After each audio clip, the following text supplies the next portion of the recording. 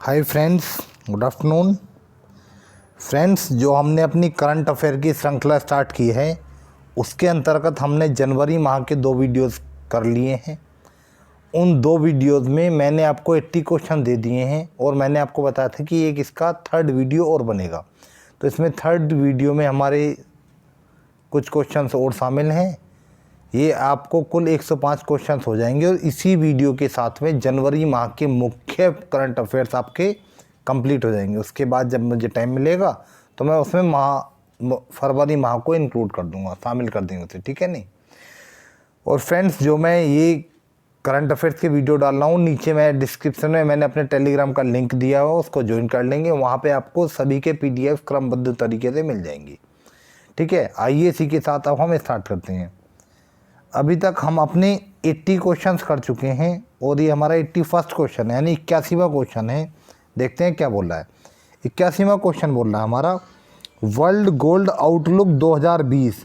World gold outlook 2020 के अनुसार विदेशों में सबसे ज़्यादा सोना खरीद करने वालों की सूची में भारत किस स्थान पर है? पहले, दूसरे, 5वें या छठे? तो भारत का जो स्थान है वो छठा है, यानी कि ऑप्शन नंबर 4।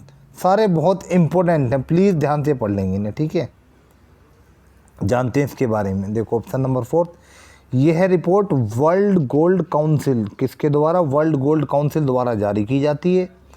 वर्तमान में RBI के पास 25.7 टन सोना है, जो उसकी विदेशी मुद्रा का 6.6% हिस्सा है। पहले स्थान पर अमेरिका और दूसरे स्थान पर जर्मनी, ठीक है। वर्ल्ड गोल्ड काउंसिल की बात है तो उसका मुख्यालय जान लेते हैं। कहाँ वर्ल्ड गोल्ड काउंसिल मुख्यालय? लंदन में। इसी के साथ हम अपने अगले क्वेश्चन बढ़ते हैं। नेक्स्ट क्वेश्चन हमारा क्या बोल रहा है? अगला क्वेश्चन है हमारा, किस राज्य सरकार ने वहाँ के सभी प्राथमिक और माध्यमिक स्कूलों में प्रार्थना के बाद संविधान की प्रस्तावना को पढ़ना अनिवार्य कर दिया है? तेलंगाना, महाराष्ट्र, तमिलनाडु या कर्नाटक? तो हमें बताना कि इनमें से वह कौन सा राज्य है जिसने संविधान की प्रस्तावना पढ़ना अनिवार्य कर दिया। दोबारा ऑप्शन पढ़ता हूँ, तेलंगाना, महाराष्ट्र, तमिलनाडु, कर्नाटक। इसमें मुझे ऑप्शंस में कुछ शंका लग रही है। एक मिनट, आइए आगे बढ़ के देखते हैं एक बार।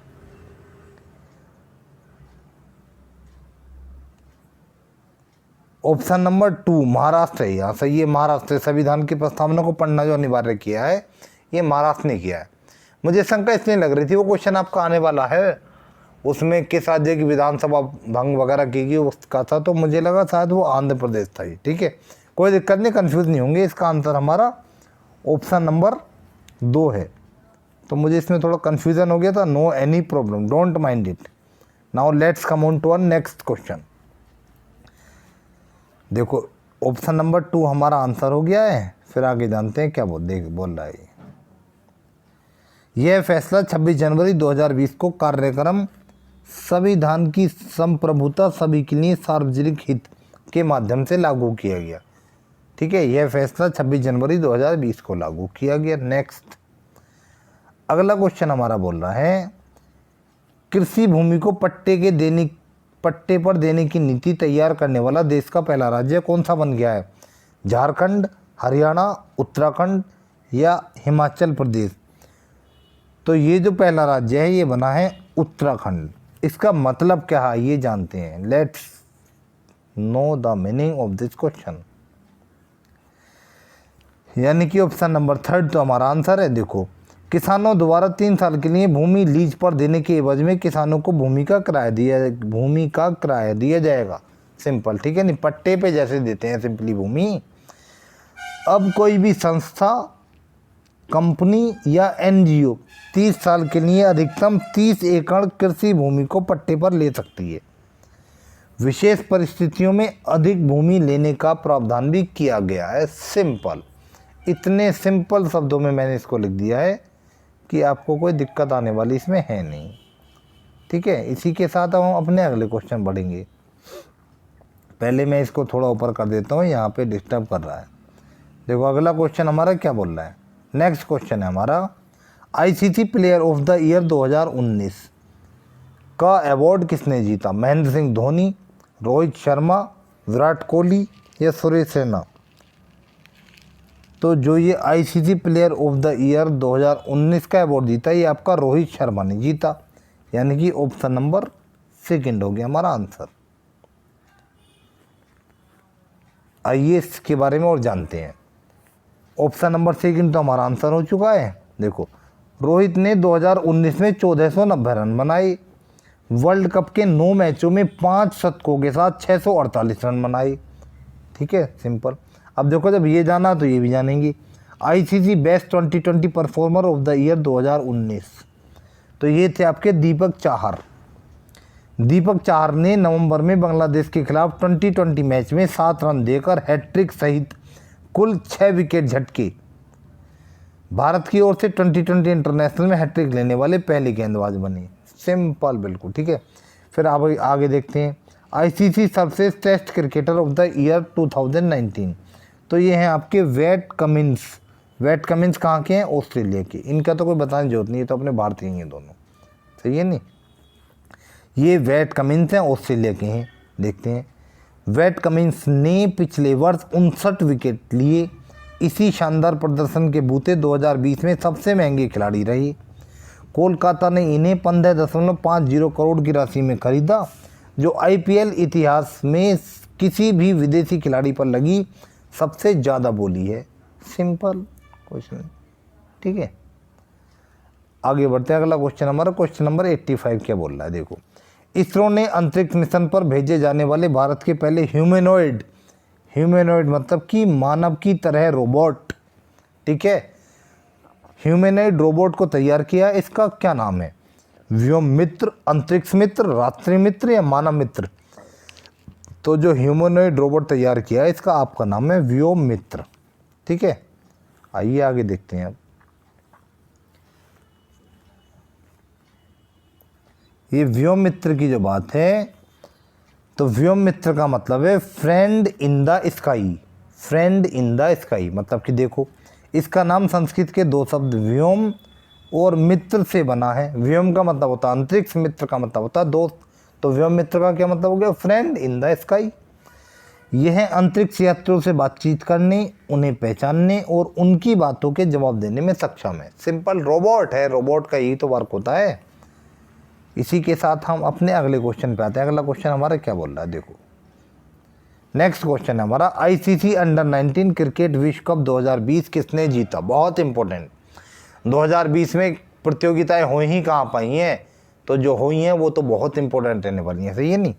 आईसीसी अंडर 19 क्रिकेट विश्व कप 2020 का खिताब किसने जीता? भारत, बांग्लादेश, दक्षिण अफ्रीका और पाकिस्तान। तो ये खिताब आपका जीता बांग्लादेश ने, ठीक है। आइए बढ़ते हैं आगे, और क्या जानना है इसके बारे में हमें। देखो, बांग्लादेश ने भारत को 3 विकेट से हराकर जीता। आयोजन स्थल यानी कहाँ पे इसका आयोजन हुआ? दक्षिण अफ्रीका में हुआ। जब आईसीसी की बात है जान लेते हैं। आईसीसी के अध्यक्ष हैं शशांक मनोहर, उसके मुख्य कार्यकारी अधिकारी यानी CEO, chief executive officer Manu Sahni, और आईसीसी का मुख्यालय दुबई में है। सिंपल, ठीक है। आगे बढ़ते हैं, अपने अगले क्वेश्चन पे आते हैं।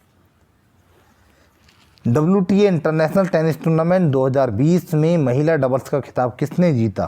पहला ऑप्शन है सानिया मिर्जा और शुआई पेंग, दूसरा ऑप्शन है शुआई झांग और नाडिया किचेनोक, तीसरा ऑप्शन है सानिया मिर्जा और नाडिया किचेनोक, और चौथा ऑप्शन है इनमें से कोई नहीं। तो WTA इंटरनेशनल टेनिस टूर्नामेंट 2020 में महिला डबल्स का खिताब जीता सानिया मिर्जा और नाडिया किचेनोक ने, ठीक है। भाई सानिया मिर्जा को तो आप जानते हैं, भारतीय हैं ये तो, और जो नाडिया किचेनोक हैं ये यूक्रेन की रहने वाली है। सिंपल, ठीक है। इसी के साथ हम आगे बढ़ते हैं। नेक्स्ट क्वेश्चन हमारा क्या बोल रहा है, देखो। अगला क्वेश्चन है हमारा, वैश्विक लोकतंत्र सूचकांक 2019 में भारत की क्या रैंक है? वैश्विक लोकतंत्र सूचकांक 2019 में भारत की क्या रैंक है? 50, 51, 52 या 53? तो वैश्विक लोकतंत्र सूचकांक में जो भारत की रैंक है वो 51वीं है, मतलब कि ऑप्शन नंबर 2, ठीक है। वैश्विक लोकतंत्र सूचकांक होता क्या है, आइए जानते हैं। देखो, प्रथम स्थान पर नॉर्वे है, ये जान लिया हमने। देखो, वैश्विक लोकतंत्र सूचकांक सरकार के कामकाज, चुनावी प्रक्रिया और नागरिकों की सामाजिक स्वतंत्रता पर आधारित है। मतलब कि उस देश के कामकाज, वहाँ की चुनावी प्रक्रिया कैसी है और वहाँ के नागरिकों की सामाजिक स्वतंत्रता किस प्रकार की है, उस पर यह आधारित है। इसमें प्रथम स्थान है नॉर्वे का और भारत का स्थान है 51वां। इसी के साथ हम अब आगे बढ़ते हैं। अब देखो ये है 2020 के जो जनवरी माह के शायद 3 या 4 सूचकांक थी, उसमें 2-3 मैंने एक साथ लिखे और एक आगे आएगा आपको, ठीक है ना। इंपॉर्टेंट है ये, बहरहाल कहने का मतलब ये दीज आर वेरी इंपॉर्टेंट। अगला है हमारा वैश्विक प्रतिभा प्रतिस्पर्धा सूचकांक में भारत की क्या रैंक है। किसमें वैश्विक प्रतिभा प्रतिस्पर्धात्मक सूचकांक 72, 82, 52, 62। तो जो वैश्विक प्रतिभा प्रतिस्पर्धात्मक सूचकांक है इसमें भारत की रैंक है कितनी है, शायद ये आपकी 72, 82, 52, 62। कन्फ्यूज़न ये शायद आपकी 82 है शायद, देखते हैं। ऑप्शन नंबर 2 नहीं, 82 नहीं है, 72 है। ये मैंने कुछ ऑप्शन इस प्रकार के लिख दिए तो कन्फ्यूज़ करेंगे ही, और मैंने लिखे ही इसलिए हैं कि एग्ज़ाम से पहले ही सारा कन्फ्यूज़न मिट जाए, एग्ज़ाम में कन्फ्यूज़न ना हो, यहाँ भले सी हो, कोई दिक्कत नहीं। देखो ऑप्शन नंबर फर्स्ट हमारा आंसर हो गया है। फिर जानते हैं, इसमें दुनिया के 132 देशों को शामिल किया गया था। यह सूचकांक दुनिया के देशों को उनकी तरक्की करना, प्रतिभाओं को अपने साथ बनाए रखना, या कोमा लगा लेंगे यहाँ पे, तरक्की करना, प्रतिभाओं को अपने साथ बनाए रखने और आकर्षित करने की उनकी क्षमता के आधार पर तैयार किया जाता है, ठीक है। आगे बढ़ते हैं अब हम। अगला क्वेश्चन हमारा Henley passport index 2020। Henley passport index 2020 में भारत की क्या रैंक है, 54, 64, 74 या 84। तो जो हेनले पासपोर्ट इंडेक्स है इसमें भारत की रैंक है शायद 84। हाँ, ये देखना जरूरी पड़ रहा है भाई, ये confuse, these are confusing questions, so be careful while reading these. इसकी ऑप्शन नंबर 4 हमारा आंसर है, यानी कि 84वीं रैंक है। अब जानते हैं इसके बारे में। भारतीय पासपोर्ट दुनिया का सबसे शक्तिशाली पासपोर्ट सूचकांक 2020 में ताजिकिस्तान और मोरिटोनिया के साथ 84वें स्थान पर है, ठीक है नी। इसी के साथ अब हम आगे बढ़ते हैं नेक्स्ट क्वेश्चन। हाल ही में वैज्ञानिकों ने किस देश के मच्छरों में पाए गए एक नए वायरस को यादा यादा वायरस नाम दिया। एक नया वायरस पाया गया, उसे यादा यादा नाम दिया। वो किस देश के मच्छरों में पाया गया है, ऑस्ट्रेलिया, न्यूजीलैंड, इंग्लैंड या संयुक्त राज्य अमेरिका। तो ये यादा यादा वायरस जो पाया गया ये आपका ऑस्ट्रेलिया के मच्छरों में पाया गया, मतलब कि एक वायरस पाया गया, उसे यादा यादा नाम दिया। कहाँ के मच्छरों में पाया गया ये पाया गया ऑस्ट्रेलिया के मच्छरों में, यानी कि ऑप्शन नंबर फर्स्ट हमारा आंसर है। आइए और जानते हैं। देखो इंडेक्स वाले क्वेश्चन प्लीज़ ध्यान से पढ़ेंगे, वो काफ़ी कंफ्यूज कर रहे हैं, ठीक है नहीं। फिर देखते हैं, यह वायरस मुख्य रूप से मच्छरों के द्वारा प्रसारित होता है, ऐसे समूह से संबंधित है जिससे चिकनगुनिया वायरस आता है। मतलब कि ये वायरस के ऐसे समूह से संबंधित है जिससे चिकनगुनिया वायरस आता है। इसी के साथ हमारा नेक्स्ट क्वेश्चन है क्वेश्चन नंबर 92। किस भारतीय वकील को क्वीन एलिजाबेथ द्वितीय का वरिष्ठतम अधिवक्ता नियुक्त किया गया है। हरीश सोल्वे, हरीश कुमार, हरीश मिश्रा या हरीश शेखावत। तो ये हैं आपके हरीश सोल्वे। सिंपल कहने का मतलब हरीश सोल्वे को क्वीन एलिजाबेथ द्वितीय के वरिष्ठ अधिवक्ता के रूप में नियुक्ति दी गई है। जानते हैं है क्या भाई, देखो यानी कि ऑप्शन नंबर फर्स्ट हमारा आंसर है। इन्हें इंग्लैंड और वेल्स की अदालतों के लिए महारानी के वकील के रूप में नियुक्त किया गया, ठीक है। रानी के वकील का खिताब उन लोगों को प्रदान किया जाता है जिन्होंने वकालत के संचालन में विशेष कौशल और विशेषज्ञता का प्रदर्शन किया हो। सिंपल, ठीक है। कौन है ये हमारे हरीश सोल्वे। नेक्स्ट क्वेश्चन पे आते हैं हम। अगला क्वेश्चन हमारा, केंद्र सरकार ने वर्ष 2020 में कुल कितने लोगों को पद्म अवार्ड्स की घोषणा की। अब तो दिया भी जा चुका है, ठीक है, दिया जा चुका होगा। तो कितनों को दी, 121, 131, 141 या 151। तो ये है आपके 141। मतलब कि प्रत्येक वर्ष 26 जनवरी को घोषणा की जाती है ना, तो अब की बार ये 141 लोगों को देने की घोषणा की गई। ये होते क्या है ये जान लेते हैं। ये जो पद्मा अवार्ड्स है ना, तो ये एक तो आपका होता है पद्मा विभूषण, एक होता पद्मा भूषण और एक होता पद्मश्री, ठीक है। देखो पद्मा विभूषण क्या होता है, यह भारत सरकार द्वारा दिया जाने वाला भारत रत्न के बाद दूसरा सर्वोच्च नागरिक सम्मान है और अब की बार 7 लोगों को देने की घोषणा की गई है। ठीक है, फिर पद्म भूषण की बात करते हैं। यह भारत सरकार द्वारा दिए जाने वाला तीसरा सर्वोच्च नागरिक सम्मान है जो उच्च क्रम की विशिष्ट सेवा के लिए दिया जाता है। इस बार 16 लोगों को प्रदान किया जाएगा। सिंपल। पद्म श्री अवार्ड की बात की गई तो 118 लोगों को दिया गया। अब फिलहाल घोषणा की गई 118 लोगों, यानी कुल कहने का मतलब कुल 141 लोगों के लिए घोषणा की गई। इसी के साथ अब हम आगे बढ़ते हैं। नेक्स्ट क्वेश्चन क्या बोल रहा है? राष्ट्रीय डाटा एनालिटिकल प्लेटफॉर्म का विकास किसके द्वारा किया जाए? किसका राष्ट्रीय डाटा एनालिटिकल प्लेटफॉर्म का विकास किसके द्वारा किया जाएगा? नीति आयोग, राष्ट्रीय आयोग, प्रधानमंत्री परिषद आयोग या इनमें से कोई नहीं? तो ये जो इसका विकास किया जाएगा ये नीति आयोग के द्वारा किया जाएगा। सिंपल, नीति आयोग जानते हैं। देखो भाई क्या है ये, what is this? Option number first हमारा आंसर हो गया। इस प्लेटफॉर्म को 2021 में लॉन्च किया जाएगा। इसके द्वारा सरकारी डाटा तक पहुंच को सभी सेक्टर के लिए उपलब्ध कराया जाएगा। मतलब ये सरकारी डाटा वहां तक पहुंच के लिए सभी सेक्टर्स को एक प्लेटफॉर्म दे दिया जाएगा। ठीक है, इसका सिंपल कहने का मतलब ये है। अगला क्वेश्चन हमारा देखते हैं। नेक्स्ट क्वेश्चन है हमारा, भारतीय रेलवे को 100% विद्युतीकरण का लक्ष्य रखा गया है, यानी किस वर्ष तक रखा गया है? 2022, 2024, 2026 या 2028? तो ये जो लक्ष्य रखा गया है 2024 तक रखा गया है, यानी कि ऑप्शन नंबर सी की हमारा सही आंसर है। आइए जानते हैं इसके साथ साथ और क्या क्या महत्वपूर्ण बातें हमको जाननी है। ऑप्शन नंबर सी की हमारा आंसर हो गया। पहले इस लक्ष्य को 2023 तक हासिल करने की योजना थी, लेकिन अब 1 साल बढ़ा दिया गया है। यह लक्ष्य हासिल हो जाता है तो भारतीय रेलवे 100% विद्युत से संचालित होने वाला प्रथम रेलवे होगा। बहुत इंपॉर्टेंट। भारतीय रेलवे ने 2000 मतलब कि इसी के साथ साथ भारतीय रेलवे ने 2030 तक शून्य कार्बन उत्सर्जन नेटवर्क के निर्माण का लक्ष्य भी रखा है। कितना? शून्य कार्बन उत्सर्जन, मीन्स नो कार्बन एमिशन। ठीक है, कब तक के लिए रखा है? वो रखा है 2030 तक के लिए। सिंपल। इसी के साथ हम अपना अगला क्वेश्चन देखते हैं। क्वेश्चन नंबर 96 हमारा क्या बोल रहा है? क्वेश्चन नंबर 96 बोल रहा है, किस राज्य सरकार ने शिव भोजन थाली योजना, कौन सी? शिव भोजन थाली योजना शुरू की, जिसके तहत गरीबों को 10 रुपये में खाना उपलब्ध कराने का प्रावधान है? राजस्थान, मध्य प्रदेश, महाराष्ट्र या कर्नाटक? तो ये आपके हैं महाराष्ट्र सरकार। महाराष्ट्र राज्य सरकार ने स्टार्ट किया थी किसी शिव भोजन थाली योजना को। है क्या ये, जान लेते हैं थोड़ा। ऑप्शन नंबर 3 हमारा आंसर हो गया है।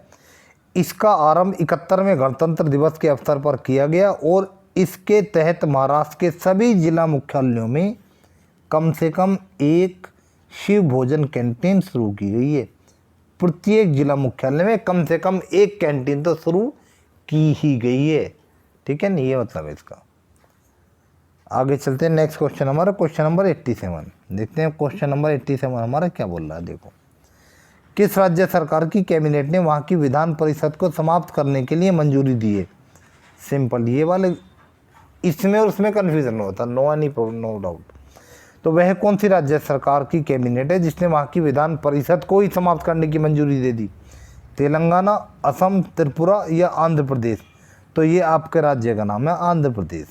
ठीक है नहीं, ऑप्शन नंबर 4। आइए जानते हैं भी ऐसी क्या बात होगी। देखो, ऑप्शन नंबर 4 तो हमारा आंसर है। आंध्र प्रदेश विधान परिषद ने 2 बिलों को लटका दिया था, जिसके बाद वहाँ की राज्य सरकार ने विधान परिषद को समाप्त करने का निर्णय लिया। सिंपल, ठीक है नहीं। इसी के साथ हमारा अगला क्वेश्चन है। अब भ्रष्टाचार और अवधारणा सूचकांक में भारत की क्या रैंक है? किसमें? भ्रष्टाचार और अवधारणा सूचकांक में भारत की क्या रैंक है, हमें ये बताना है। तो ये शायद आपकी 70 होगी, शायद 70 होगी। एक बार चेक कर लेते हैं। ऑप्शन नंबर फर्स्ट 70 नहीं है बॉस, ये भी आपका 80 है। मीन्स ऑप्शन नंबर 2 आपका सही आंसर है। ये आप एक काम करेंगे, जनवरी माह के जो 4-5 सूचकांक हो रहे हैं ना, इन्हें एक साथ एक ही पेपर पे लिख लेंगे तो आपको कंफ्यूज नहीं करेंगे। प्लीज़ इस बात का ध्यान रखेंगे। और सूचकांक बहुत इंपॉर्टेंट रहने वाले हैं, अभी आने वाले वीडियोस में और मिलेंगे। जो भी सूचकांक जारी हुए हैं, ये सूचकांक जो मैं आज दे रहा हूँ, जनवरी माह में जारी हुए सूचकांक हैं। ठीक है नहीं, तो इसका आंसर आपका 2 हो गया है। आइए आगे देखते हैं क्या बोल रहा है।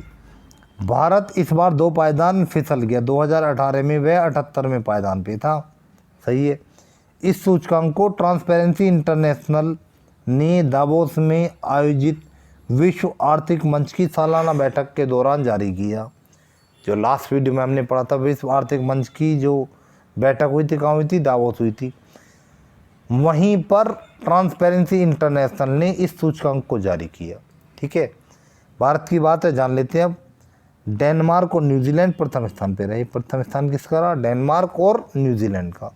आगे बढ़ जाते हैं विदाउट वेस्टिंग एनी टाइम। अगला क्वेश्चन है हमारा, ऑक्सफोर्ड ने किस शब्द को Hindi word of the year 2019 घोषित किया? पर्यावरण, प्रदूषण, संविधान या संसद? तो जो Hindi word of the year घोषित किया ये किया आपका संविधान को, यानी कि ऑप्शन नंबर 3। आगे बढ़ते हैं, अब जानते हैं इसके बारे में। ऑक्सफोर्ड ने कहा कि इस शब्द ने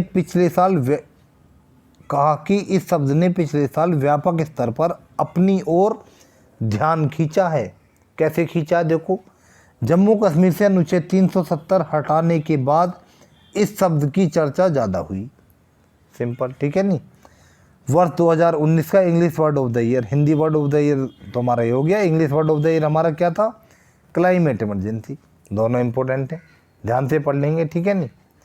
और जो सूचकांक है वो ऐसे ही पढ़ने जैसे बताओ, नहीं पक्का 100% बताओ, कन्फ्यूज जाओगे ऐसे नहीं पढ़ोगे तो। प्लीज़, मैं खुद कन्फ्यूज हो रहा हूँ बैठा हुआ, ठीक है नहीं।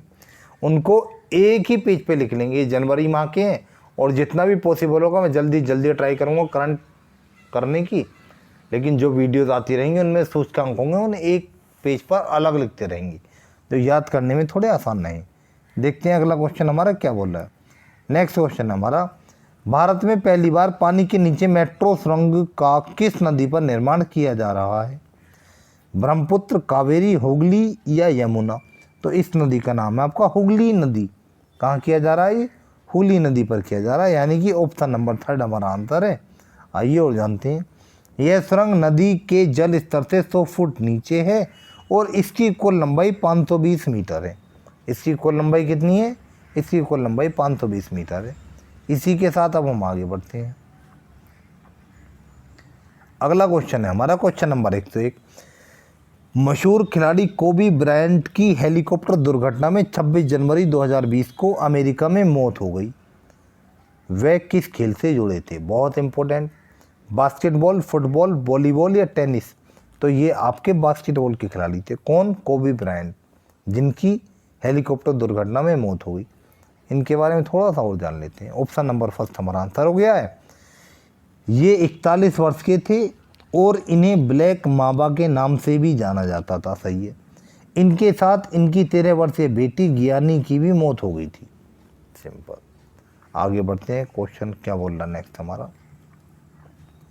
अगला क्वेश्चन है हमारा, कौन सा देश 31 जनवरी 2020 की रात 12 बजे यूरोपियन संघ से औपचारिक रूप से अलग हो गया?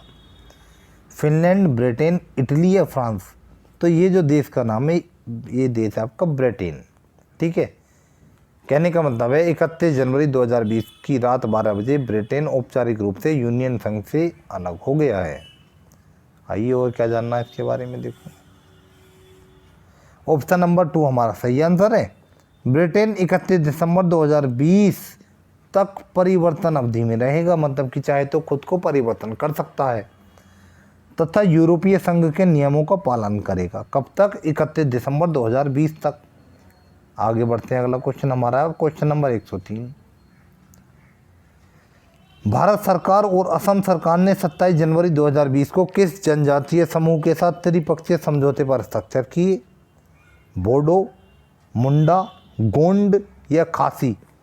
तो ये जनजातीय समूह का नाम बोडो है, यानी कि ऑप्शन नंबर 1 हमारा आंसर है। आइए और क्या जानना है। बोडो समुदाय के लोग लंबे समय से अलग राज्य की मांग कर रहे थे, लेकिन इस समझौते के बाद अनुमान लगाया जा रहा है कि 1500 से अधिक उग्रवादी आत्मसमर्पण कर सकते हैं। सिंपल बस, ठीक है। नेक्स्ट क्वेश्चन, किस भारतीय साइकिलिस्ट ने 6 डे बर्लिन टूर्नामेंट में स्वर्ण पदक जीता? रोहन सिंह, एसो अल्वेन, थॉमस बोबैक, या मैक्सिमिलियन, तो ये है आपके एसो अल्बेन, यानी कि ऑप्शन नंबर 2। इसमें लिखने में थोड़ी गलती होगी, ये प्रिंटिंग प्रॉब्लम है, नो एनी प्रॉब्लम। इसका आंसर हो गया आपका एसो अल्बेन, मीन्स ऑप्शन नंबर 2 जो ऑप्शन नंबर 2 की जगह है। अब देखो जानते हैं, यह प्रतियोगिता 6 दिन तक चलती है और इसमें प्रतिभागी को प्रतिस्पर्धा में हर दिन भाग लेना होता है। सिंपल, ठीक है नहीं। इसी के साथ हमारा अगला क्वेश्चन देखते हैं क्या बोल रहा है। नेक्स्ट क्वेश्चन है हमारा, विश्व सतत विकास शिखर सम्मेलन 2020 का आयोजन कहाँ हुआ? हैदराबाद, मुंबई, दिल्ली या शिमला? तो विश्व सतत विकास शिखर सम्मेलन 2020 का आयोजन दिल्ली में हुआ, यानी कि ऑप्शन नंबर 3 हमारा इसका आंसर हो गया है। किधर गए भी आप? ऑप्शन नंबर 3 हमारा इसका आंसर हो गया है। इसी के साथ हम देखते हैं इसके बारे में और क्या जानना है। हाँ, ये बहुत इंपॉर्टेंट है। देखो इसकी थीम जाननी है हमें। इसकी थीम क्या थी? इसकी थीम थी towards 2030 goals making the decade count. Simple, क्या थी इसकी थीम? इसकी थीम थी towards 2030 goals making the decade count. मतलब कि टूवर्ड्स 2030 गोल्स, मतलब कि जो 2030 के गोल्स हमने माने हुए हैं उनकी तरफ बढ़ते हुए, making the decade count. Decade का मतलब होता है 10 साल का समय, यानी अभी 2020 ही चल रहा है। मेकिंग द डिकेड काउंट यानी इस 10 साल के समय में अपने लक्ष्यों को हासिल करने के लिए हम पूरा प्रयत्न करेंगे और इन 10 सालों को अपनी गिनती में आने वाले समय में जो कि शामिल किया जाए, कि हमने 2020 से 2030 तक ये कुछ शामिल किया। तो ये हमारा इसका थीम था, इम्पोर्टेंट है। और जो आपको पीडीएफ के लिए मैंने बोल ही दिया, नीचे मैं इस वीडियो को अपलोड करने के बाद इसका डिस्क्रिप्शन डाल दूंगा अपने टेलीग्राम का। टेलीग्राम ग्रुप ज्वाइन कर लेंगे और सारे पीडीएफ्स आपको वहीं पर मिलते रहेंगे, ठीक है। इसी के साथ आशा करता हूँ कि जो भी मैं समझा रहा हूँ आपको ठीक से समझ आ रहा होगा। ये हमारा जनवरी माह का करंट अफेयर पूरे हो गए हैं और जनवरी माह के अंतर्गत मैंने आपको 105 बहुत ही महत्वपूर्ण घटनाएं दे दी हैं और ये 105 जो महत्वपूर्ण घटनाएं हैं, इवेंट्स हैं, ये आपके 3 वीडियो में आपको मिले हैं। कुल मिला के 105 हो गए। इसके बाद आपको फरवरी माह के करंट अफेयर से स्टार्ट करेंगे। जल्दी से चैनल को लाइक, सब्सक्राइब और शेयर करें प्लीज़। और बहुत जल्दी मैं आपको अपनी अगली वीडियो में मिलता हूँ। तब तक के लिए गुड बाय।